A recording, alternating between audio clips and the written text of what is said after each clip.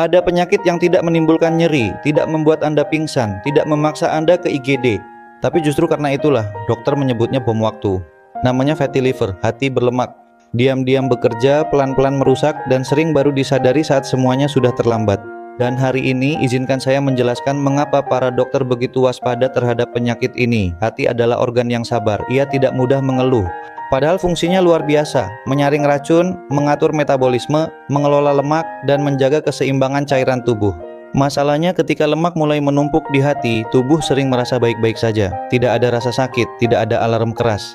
Inilah yang membuat fatty liver berbahaya.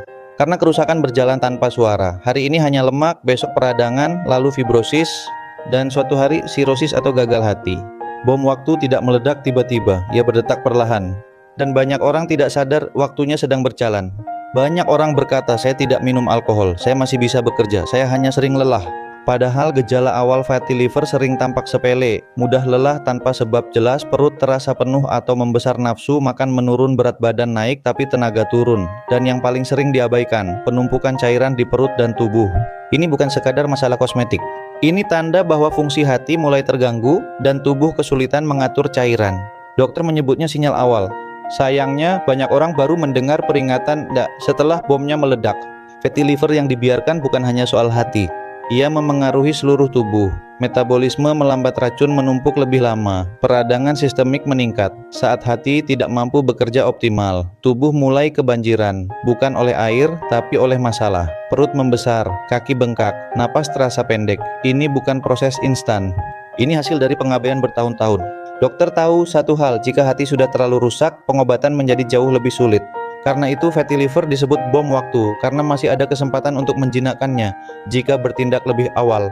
Sejak dahulu, leluhur kita memahami satu prinsip penting, hati harus dirawat, bukan menunggu rusak. Dalam pengobatan tradisional, ada tanaman yang dikenal membantu kerja hati, temulawak, yang dipercaya membantu metabolisme dan fungsi empedu. Dan sambiloto yang sejak lama dikenal pahit tapi sering dicari saat tubuh butuh pemulihan, bukan untuk klaim instan, melainkan sebagai pendamping terapi membantu tubuh kembali ke ritme alaminya. Di era modern, pengetahuan lama ini diramu lebih terukur, lebih bersih, dan lebih terstandar. Salah satu formulasi yang memadukan pendekatan tradisional dengan kebutuhan masa kini adalah Libaver Bharata. Diracik dengan temulawak dan sambiloto, Libaver Bharata digunakan sebagai terapi pendamping untuk mendukung fungsi hati, membantu mengurangi penumpukan cairan di perut dan tubuh, menjaga metabolisme agar tidak semakin membebani liver. Ini bukan janji ajaib. Yang dibutuhkan hati bukan keajaiban, melainkan konsisten. Fatty liver bukan vonis, ia adalah peringatan.